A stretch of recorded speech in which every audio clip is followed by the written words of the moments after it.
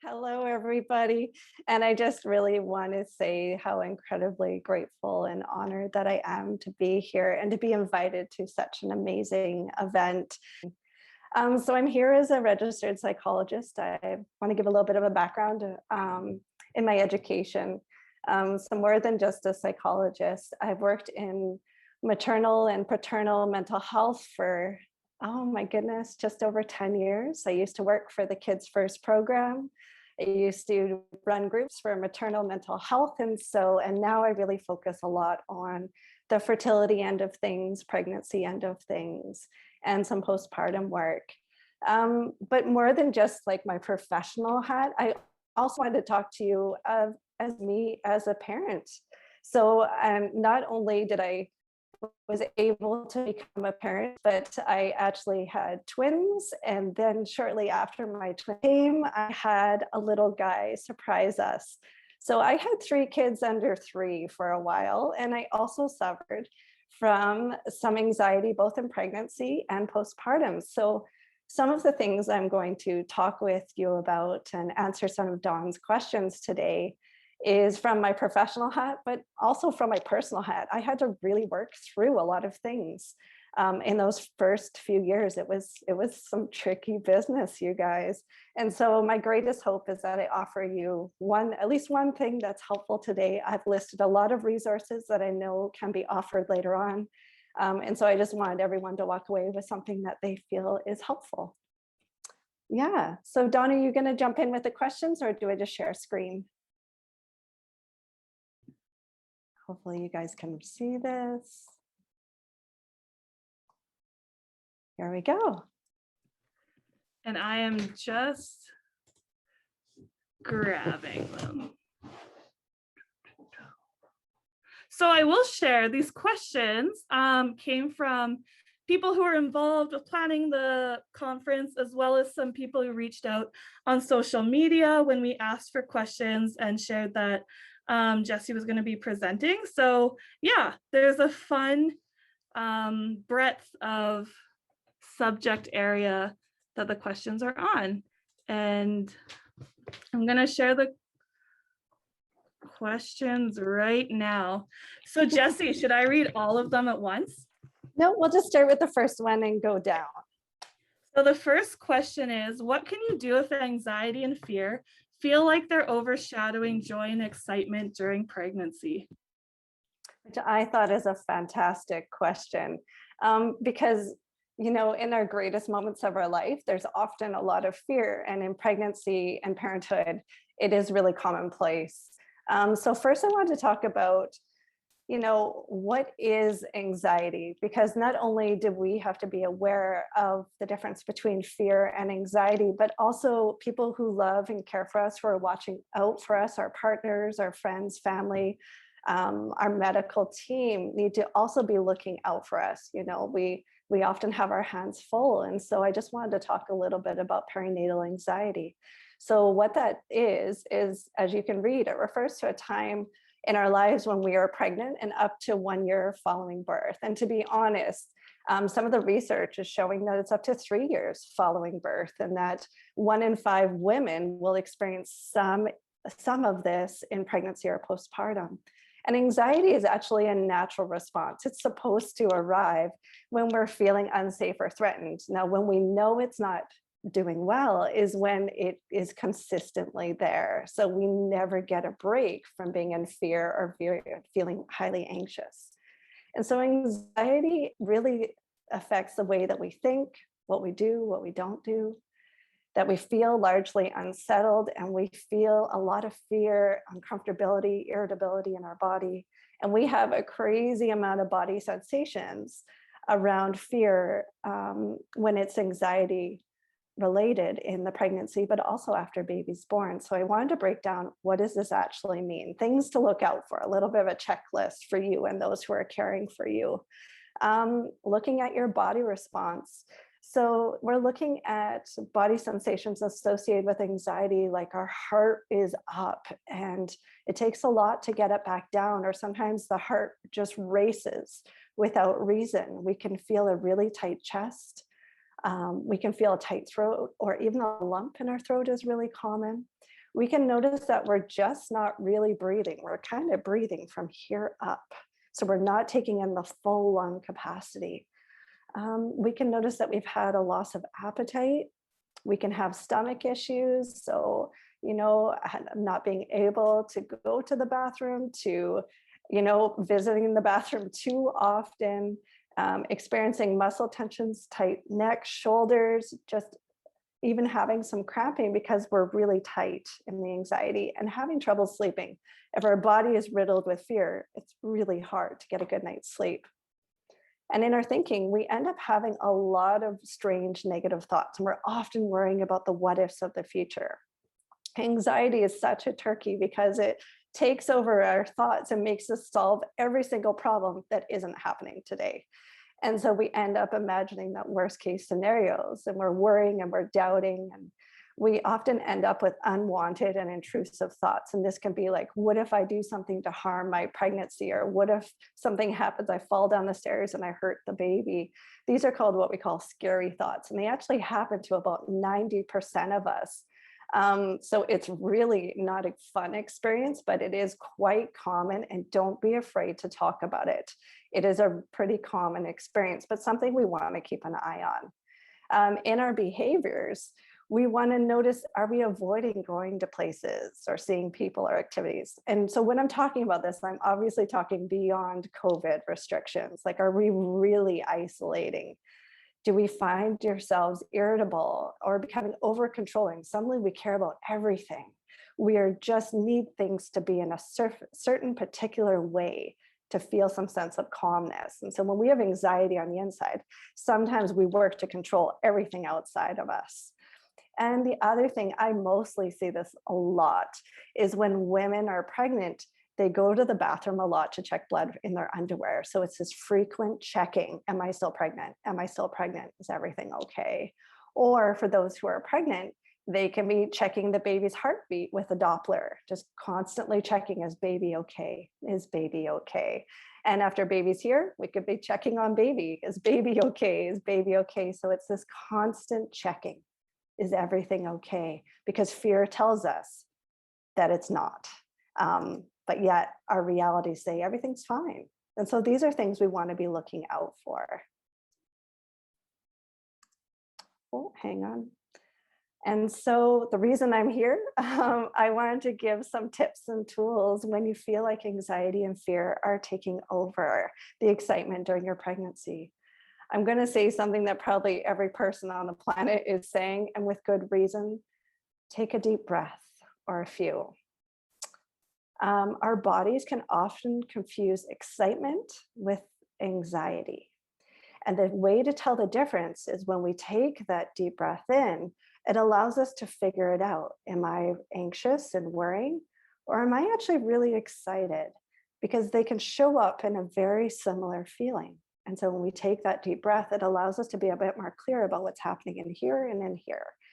And for those of you who don't have some lovely breath techniques, the 4-count breath, or the square breathing, is really lovely one. And so I'll quickly demonstrate what that is.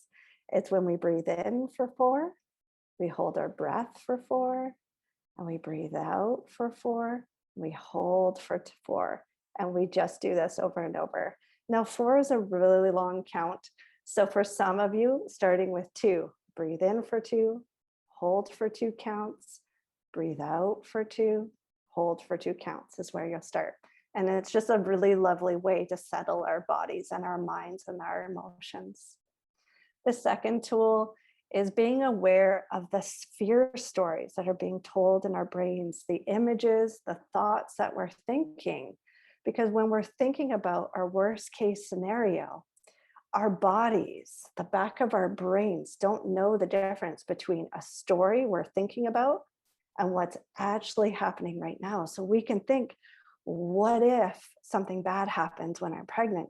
Your body suddenly feels like the bad thing is happening right now. And the worst part of when our brains take over with these stories is it always stops at the worst part of that scary story. It always stops at the point where we can cope the least. Well, then what would happen? And we end up feeling powerless and helpless to change what's happening. And so this is what fear does. This isn't you. This is what fear does. And so the way we can combat it is first going back to that number one tool, taking a breath, giving yourself a chance to catch up. And then now what I get a lot of my clients to do is now tell the positive story to create that balance in our brain. Well, what if that doesn't happen? What if we make it through the first trimester and everything's going smoothly? What happens if we wake it through the next ultrasound and baby is happy as a little clam in there? And then what happens? And then next, what happens next? And then what happens? And then next. And we use the power of our mind to tell a good story, the more likely story that everything is going to be just fine and everything is going to be okay. And so we need to have some balance there. And we can actually infuse our minds and direct our minds to create balance between the scary thoughts and the more common realities that everything's going to be great.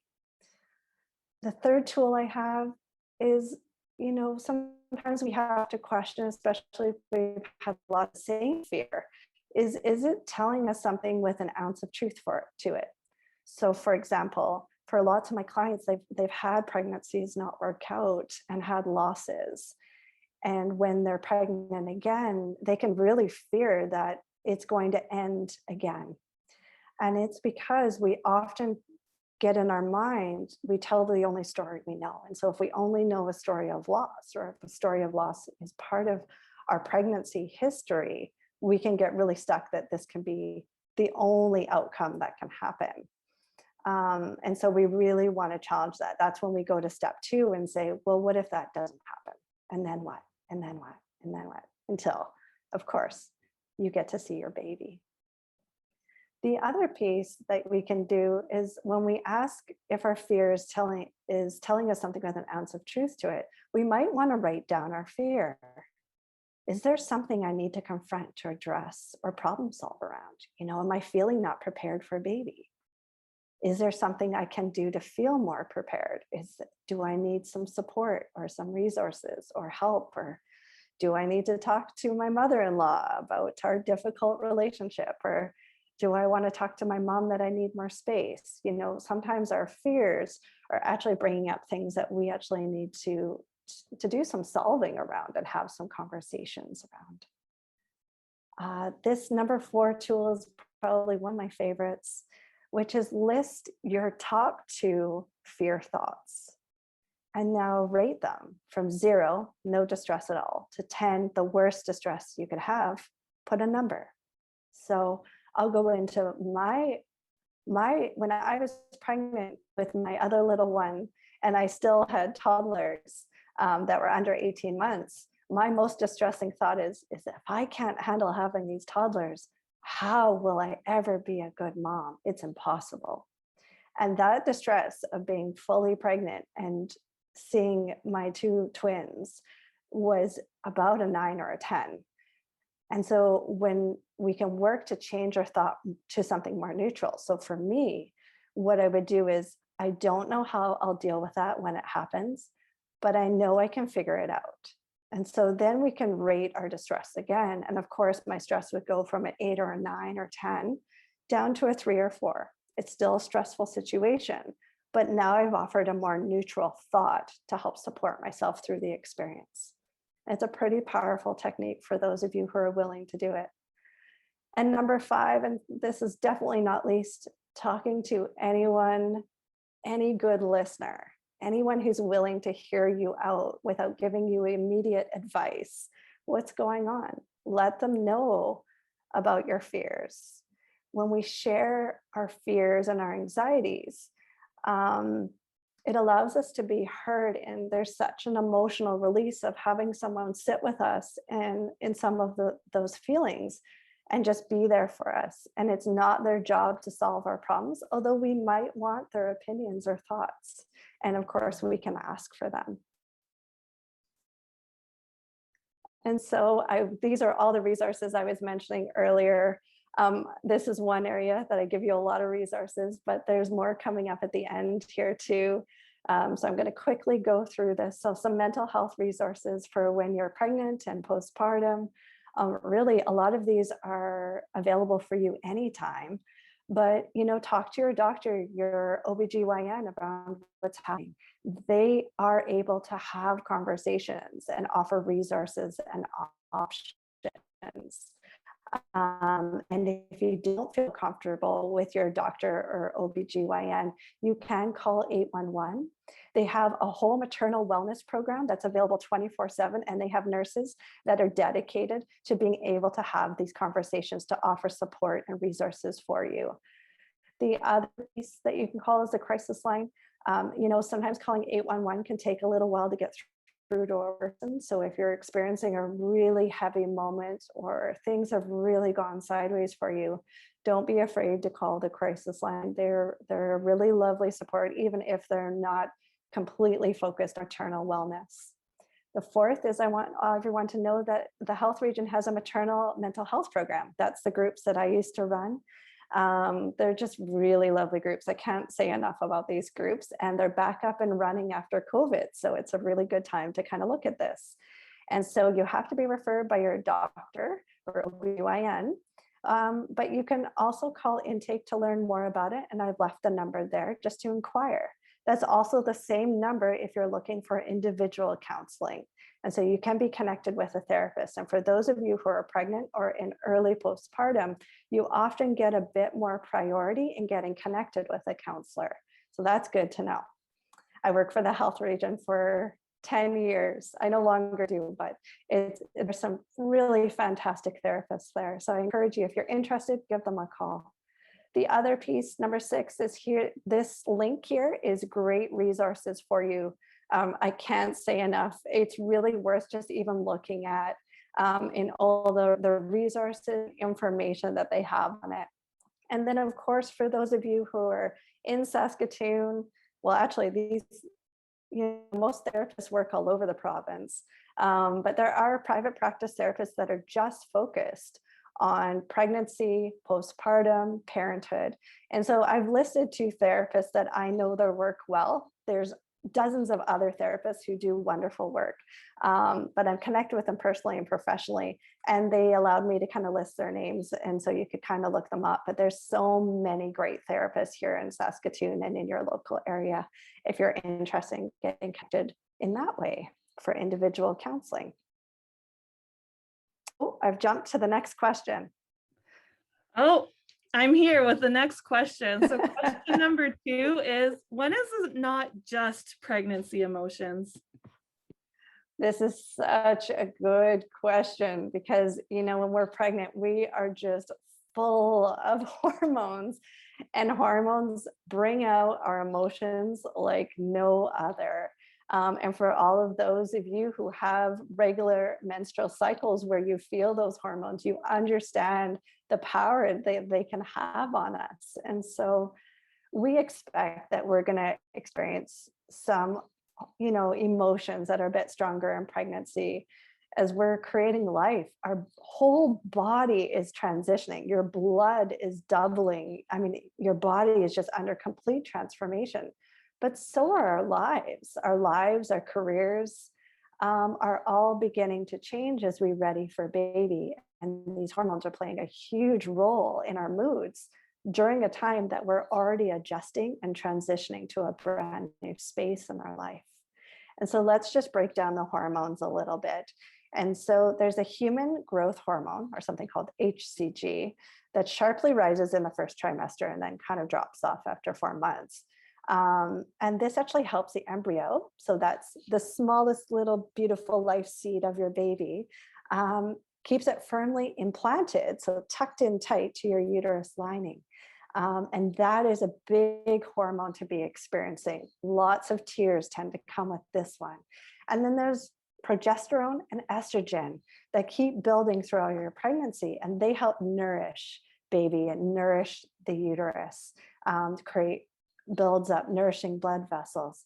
And between these 3, the HCG, the progesterone, the estrogen, it gives us a huge hormonal bath, which is really beneficial for baby, but can be very hard on us. And so what's some normal symptoms we can experience? We can find ourselves irritable. We can find our brains really foggy. We're just not as quick, as sharp with our thinking, able to concentrate as much as usual. We can find ourselves, of course, as many of you could imagine or experiencing, very fatigued. And when I say fatigued, I mean physically, mentally, emotionally. We just don't have the same space as we normally have. We can also feel some sadness show up because of those hormones. And we can also have increased libido, which means sex drive. We can find ourselves, just our body is being pumped with blood. And so we can really notice that. And that creates a kind of unusual body experience that we might not normally have, but it's very common and healthy in pregnancy.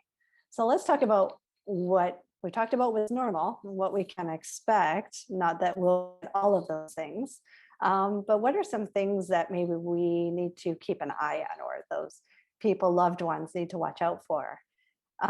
It's when we feel like we're not just sad, we're in a constant level of sadness where our normal joys, our normal excitements, our normal reactions to things just aren't happening.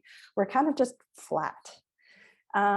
Where we're stepping into that anxiety, as I was talking about before, where we have these fears that just won't stop talking. They won't stop saying about all the things that could go wrong, or the what if scenarios.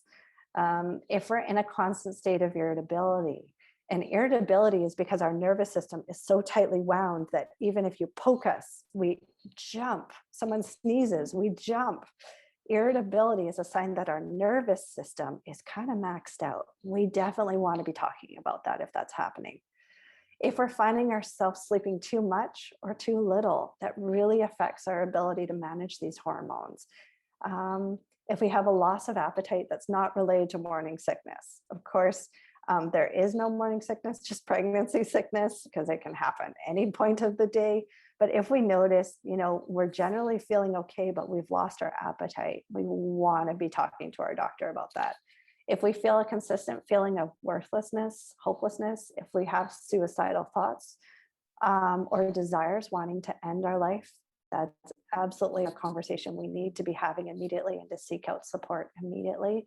That does and can happen to anybody. But when it happens, we deserve the best help that is out there.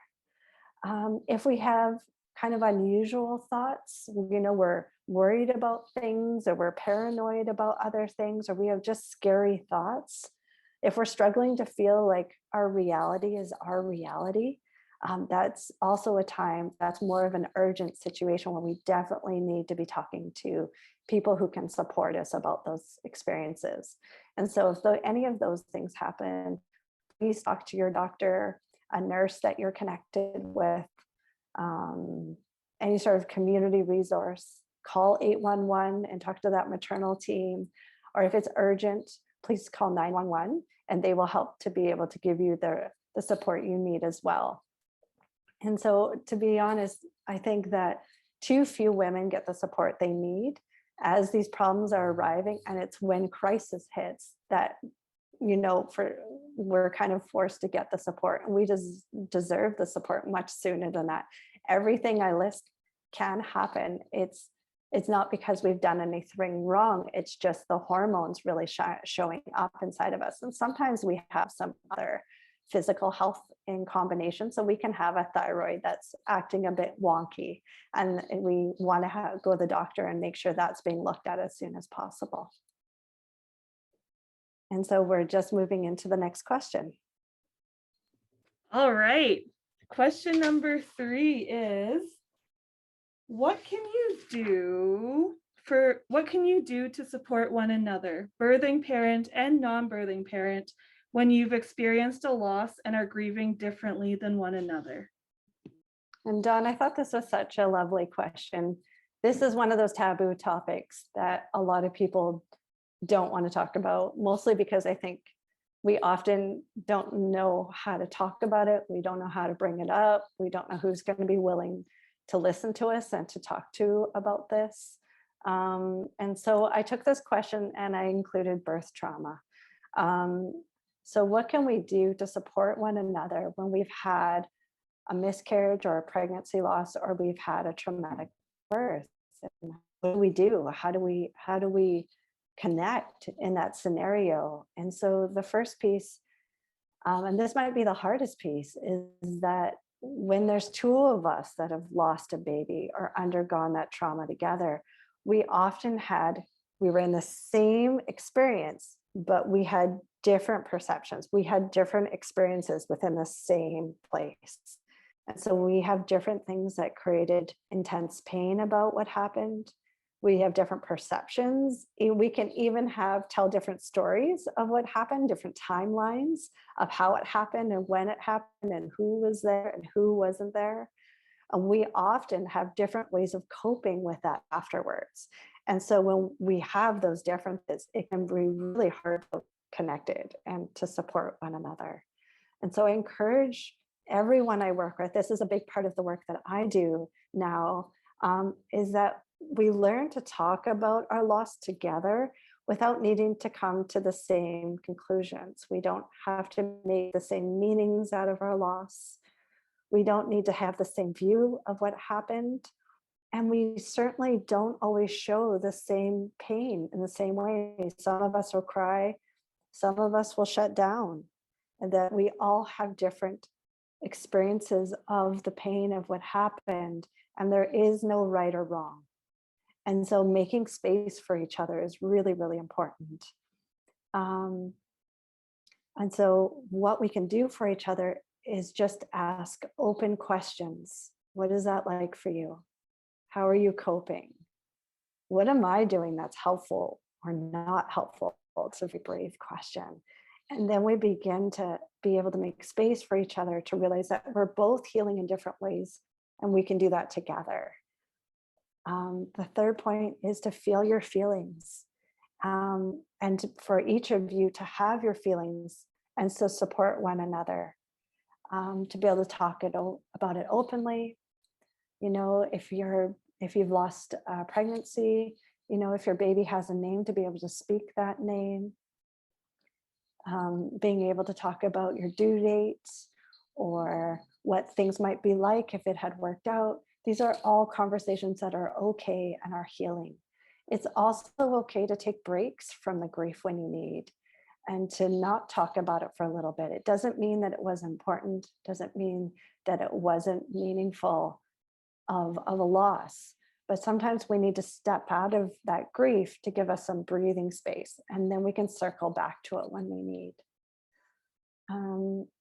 The fourth piece, and I can't underscore this enough, I literally did a whole presentation with the emergency room nurses not that long ago on this fourth piece, which is take the pressure off yourself. You're not responsible for each other's healing, but you can support each other. There's no one solution that helps us get through the grief or the trauma of what's happened. And there's dozens of feelings and conversations that need to happen. And this isn't something to be solved, but something that we're going to heal through. And so it's okay if your partner says, I feel like it's my fault, or you say, I feel like it's my fault, without someone correcting you. That sentence, I feel like it's my fault, that's just an emotion with words. That's grief. And hugs between partners or with anyone when we're going through this are always good. And make sure you keep that hug a little longer than maybe normal, because it actually helps our body settle and calm. And there's a big kind of hormone letdown that helps our body settle and feel much calmer when we get a nice hug. But there are points in our grief and loss where we don't want to be touched, and make sure you let people know that I just need a bit of space right now. That is okay too. And when you're ready for a hug, you can say, I'm now ready. It's good for partners to use physical touch. A nice hand in the center of the back is really helpful if we're not ready for a whole hug. For our partners to bring Kleenex and tea, for us to put our hands on their back and bring them Kleenex and tea. That being able to demonstrate to each other that we're in this together. The sixth one is know that it's going to take time before you're ready to be sexually intimate. Don't rush it. Listen to your body. And when your body is ready, it will begin speaking to you that it's time. And the seventh, and I could be saying this because I am a therapist, but counseling is such a great way to really work through the grief and to heal. Those of us who work in this area have a lot of tools to speed this along and to bring this into an easier place more quickly. And I really, really encourage when couples are able to go to counseling together, but you can come on your own as well. And please utilize community supports that are available, like Empty Arms. I can't say enough about that organization. They're just amazing. So next question. Okay, question 4 is, what if new parenthood just feels like too much and you don't feel capable to manage the overwhelm?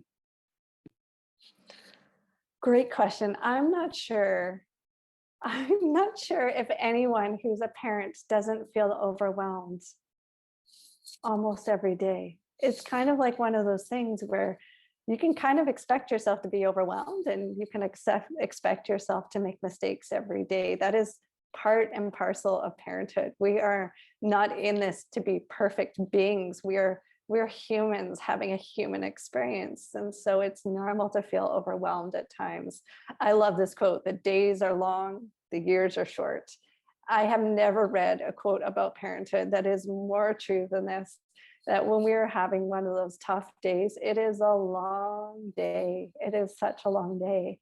And then when we look back, the year has just gone. So let's talk about, how do we cope with that overwhelm? First, let's talk about why we feel overwhelmed. When we thought about being parents, we had ideas and assumptions what it would be like. I know before I was a parent, because it took me a really long time to conceive, I would look at other parents and I would say, why are they so overwhelmed? Why are they short-tempered with that cute little angel?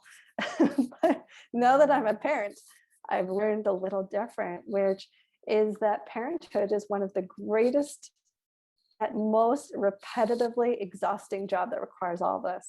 All those parents I used to look at were really tired. And there are no breaks. There are no breaks. And so overwhelm shows up for all of us. And the overwhelm isn't just in a situation of parenting, but it's that our minds are always on. We're always thinking, planning. We're always having to remember things. We're always trying to solve a problem. We're always investigating what needs to happen, or are they reaching those developmental stages? Our bodies are always on the go to meet their needs. And our emotions are being demanded upon because we're emotionally connecting with these little ones and helping them through their emotions. So we're doing this double time, dealing with our feelings and helping them deal with their feelings. And if we have a partner, we might have a little bit of space to help them too. So we're pretty spread out. And that's a lot of demand on us without breaks. We also have a loss of personal space. There's something called being touched out. Excuse me, guys. Where we've just been touched all day, that when our partners want a hug, we go, because we haven't had any space all day. And the biggest transition for a lot of parents, and why overwhelm shows up, is that before we had kids, we had a lot of freedom. We had free time, free space. We had freedoms in our decision making. And now everything we do is with our child in mind. And that is both just an incredible experience. Our whole life has widened up. But also we've lost a little bit, and that's okay. But to remember that that can be overwhelming at times. And so what are some coping tools? These are some of my favorites. Again, breathe. Overwhelm is an emotion. It's a fatigue, and oxygen is an energizer. Using yourself to take a breath of fresh air. And then when we exhale, we can exhale and release tension and frustration. Frustration is normal and okay. We need to let it come and let it go out. The other piece is almost everyone has a rocker a swing in their backyard, a hammock that allows you to sway, or you can sit in a chair, sway like I'm doing now. Looks a little weird, but when we sway, this actually, the swaying motion, whether it's back and forth or side to side, actually settles our bodies down and helps us get back to a level where we feel more like ourselves. And so when we're rocking baby, that's actually helping baby calm, but us. And so this has been a primary way of calming our bodies since we were babies that is still available for us when we're feeling overwhelmed as a parent. The third is taking some space away and moving into a quiet space for a few minutes, making sure baby and kids are okay, and just let yourself step back and breathe. You might put your hands over your ears to just to tune down some of the volume outside the door there, and just let yourself kind of move back into your body. And also what you want to do is somewhat weirdly stare at something, because it just lets the mind rest. Sometimes we're overwhelmed because our brain hasn't had a break. And so sometimes we need to zone out, kind of practice being an 85-year-old you and just staring at the birds out the window. And that actually lets the brain sit back, take a breather, turn down volume, kind of quiet the sensory information around you. And that helps our bodies quiet down, and that helps our brains quiet down. And then we kind of feel more like ourselves. The other piece is finding words to explain our feelings to our partner and even to our kids. We can say, my cup is filling up. Mama's feeling a bit overwhelmed. I need a quiet moment. Mommy's going to go put herself in the corner. I need to go sit there and breathe. In my house, we used to talk about, the anger ogre. And whenever I felt very frustrated, I'd say, oh, the anger ogre is starting to get loud inside my body. And kids really understand this. As adults here, this probably sounds kind of strange, but kids, they get it. And I'd say, what should I do? And my kids, my wee little toddlers would be like, have a tea, or, have a breath, or go sit in the special corner. And we can allow ourselves to have these more difficult emotions without them being bad. It can be a learning opportunity, not just for us settling our emotions, but also for our kids to see that they have emotions that they can settle too, and we have emotions that we can settle too, and we can allow these emotions to be verbalized and therefore released. The other piece is, please ask for help, and ask for more than you think you need. In this day and age, we're so independent, we're so strong, we're so empowered, and it's an amazing time to be alive beyond COVID and the intensity of that. But ask for more help, and definitely more than you need. If you think you just need 2 hours of help from somebody, ask for 3. You need a bit more than you think. And taking those breaks allows us to nurture the us that isn't a parent a little bit. And it's important to take those little steps back, because it actually helps energize us when we step back in. And so the next question. Okay, question number 5 is, how do you realistically practice self-care and coping skills while sleep deprived and catering to your baby's needs all day and night? Dawn and everyone at the center, I think you guys really nailed this question, because when I was having 3 kids out of 3, everyone was always asking myself to take care of yourself, And I would be thinking, when do I have time to take care of myself? When am I supposed to do that while they're sleeping, or when I'm supposed to be sleeping? Like, what is self-care? And so I think that this is a really great question. And so we'll start at kind of the basics. The more that we're able to incorporate some care for ourselves, the better our experiences, the more clarity in our thoughts when we are in those tough parenting moments. But we need to care for ourselves, not just to be a good mom or a good dad, but because we need to just take care of ourselves because we deserve it. We deserve love and kindness and caring. So we, in part, need to do it because it allows us to show up as a great parent. But we also need to do it because loving ourselves is one of the greatest things that we can do to feel good and to have a joyful life. And so remembering that you are a person who is incredibly worthy of love and care, attention, and freedom. You are allowed to get lost in the moment, to sit, to have downtime, and to take good care of your health. And so some practical tips, instead of the idea of having a long, luxurious bath and all of those other getting a long massage. I mean, all that stuff is great, but some practical stuff while you're in the middle of parenting. Honestly, it's finding the word no, saying no to doing more. And when you want to do more, mean your yeses. Notice how excited you are to do something. But when you're saying yes and you mean no, that's one of the things that are draining you, and that's not caring for ourselves.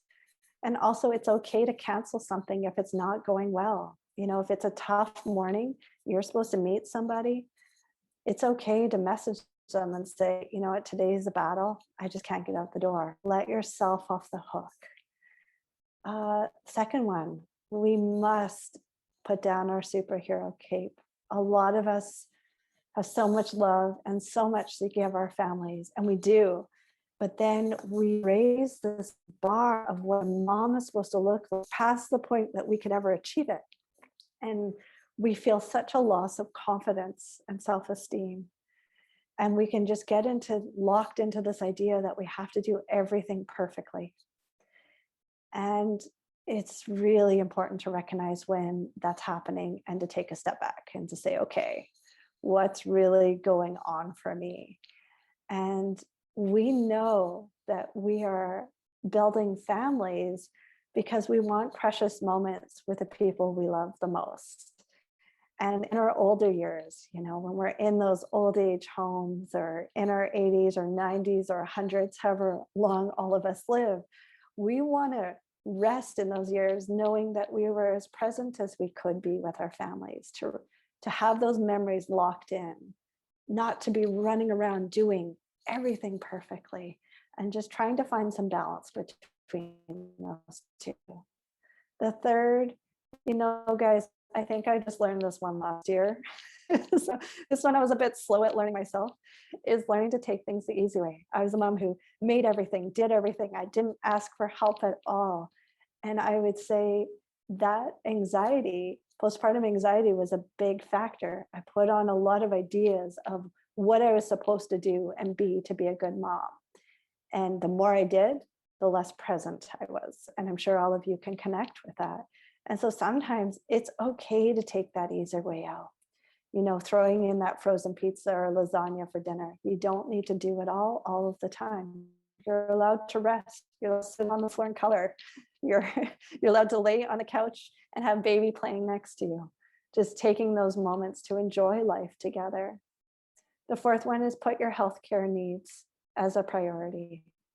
So putting it in your calendars, telling your partners, when are you going to spend time? When would you like to spend time with neighbors, friends, people from church, going to physiotherapy, going to counseling therapy, attending doctor's appointments, going massage? Put it in the calendar. Make it as important as an appointment you have for your kids, and make sure you attend. Please do not wait till your health is in a bad situation before you take care of yourself. So by being thoughtful around, okay, I still need to take care of myself, and making sure that you can show up for those appointments. The other one, taking care of ourselves sometimes is just calling a friend, our partners, a spouse, and just talking about it. Reaching out to other parents. We get it, all of it. The good, the bad, the ugly. We all have embarrassing stories to tell. We all have epic failures. We're all in this together. I am a psychologist who works on maternal health. I worked with helping with parenting for many years. I make a mistake every day, every single day. We're all in this together. And I don't foresee a time where everything will be running perfectly. We're just in this experience. It's a very human experience, and be able to share that experience with others really allows us to know it's okay. We're all doing our best, and tomorrow's a new day. The sixth one is probably the most important, is realize that our minds often focus on those negative moments in parenting more than the positive. It's something in psychology we call the negative bias, which means our brain really gets stuck in negativity, even though we don't want to be stuck in negativity. And so it is really great to be able to keep a journal and share all the things that went well. That helps your brain not get stuck there. And it allows us to talk to our partners, not just about the problems that we've had in our day, but our wins, and to celebrate these good moments. And the last one is know that you won't have all the answers to manage something as it is happening. We are learning together. I use a really silly kind of idea. I always say we're just little bunnies trying to figure out our way. And so we don't always know how to manage a situation as it's happening. And so we have to breathe, do our best, sit in observation of ourselves and our children and our families, and trust that with time, creativity, trying things, seeing what works, when it works, you will eventually solve the problem.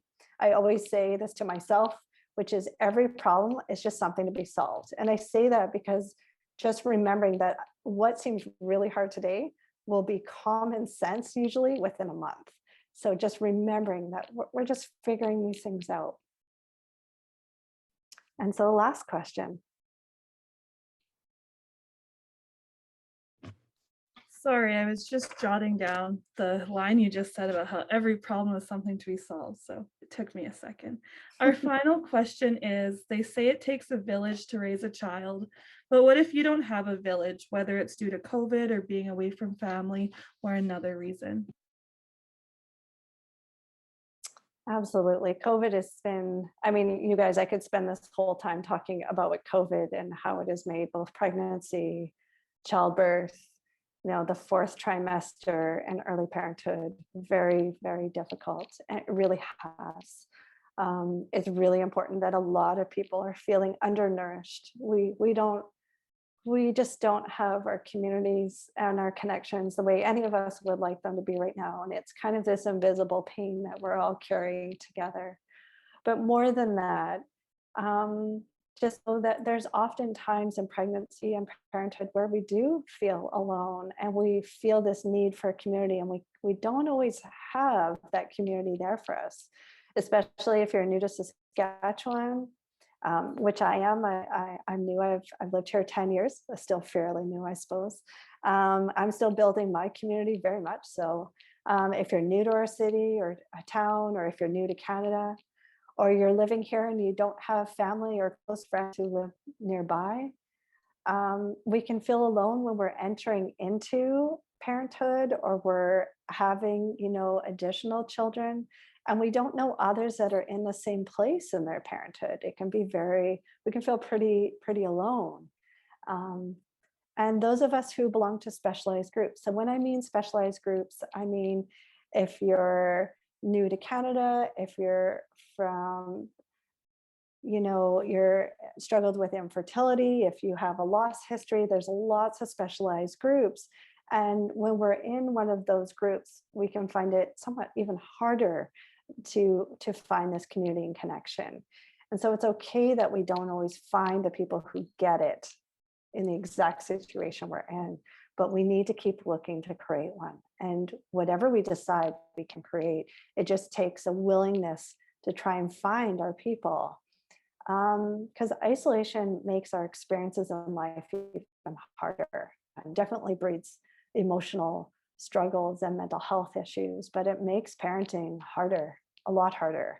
We thrive with others. We feel empowered with others. We get quick tips, and we sit in kind of a loss of what to do together. And it's okay that we're all just figuring it out.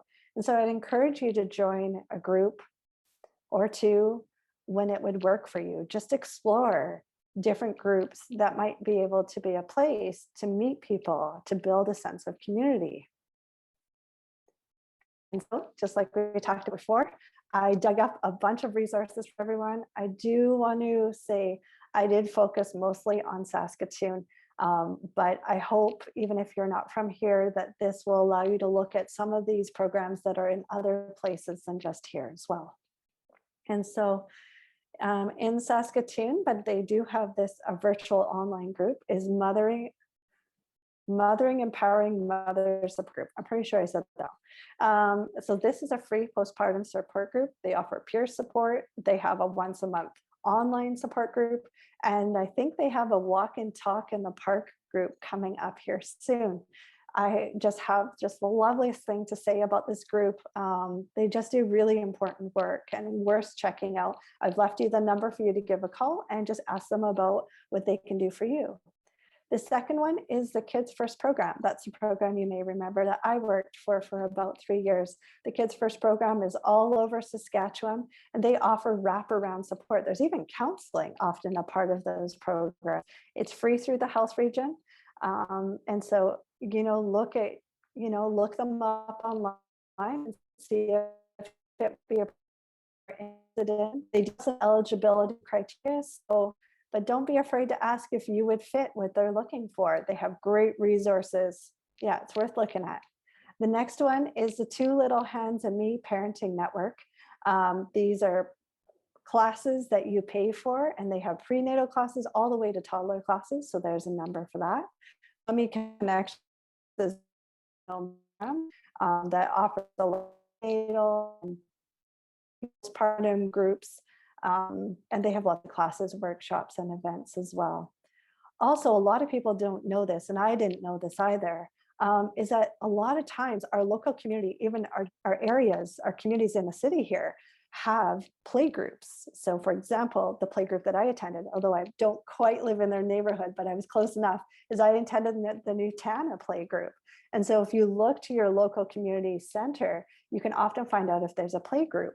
And that's a great place to meet mom. I mean, there's usually lots of toys and there's just a sense of community there.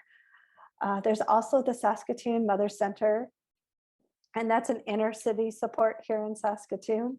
And there's a number there. They offer lots of amazing resources, lots of amazing programs. I'm not sure where they're at with COVID right now, but pre-COVID, I know they had cooking groups and crafts and oh my gosh, all at, I believe, Station 20 West there. And there's another program for those of you who are pregnant. I'm not sure if you can access it after baby's here, but you can always give a call. Healthy Mother, Healthy Baby. Some of you may even have been connected with these guys. They're also through the health region. They offer information, education, advocacy, support. I believe they have resources too that they offer. And so you can call or text, which is nice, 211. And then there's the Breastfeeding Cafe that's also through the health region that offers support, and they meet at West Winds Primary Health Center here in Saskatoon. There's a number, get connected with them. I'm going to give you even more resources. So some postpartum support. You remember me talking about the maternal mental health program.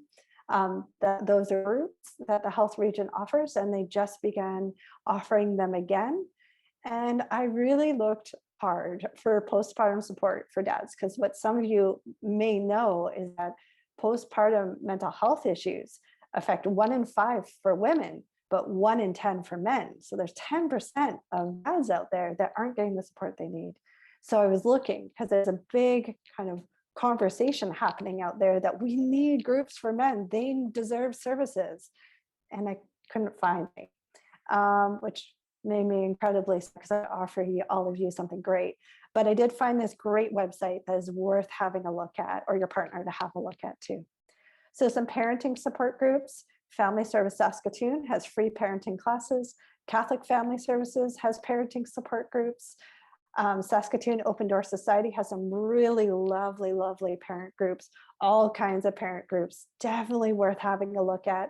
And of course, the wonderful and incredible Saskatoon Family Center, last but not least, that you guys are just so incredible in offering this workshop and inviting me in all that you do. I definitely need to put you on the list as well.